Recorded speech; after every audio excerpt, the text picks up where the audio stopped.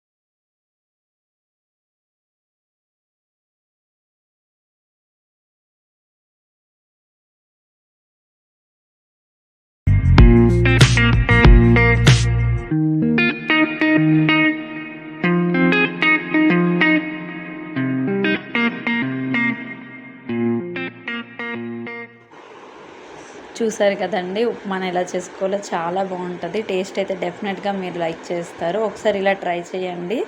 Thank you guys, by by, keep support me and like, share and subscribe.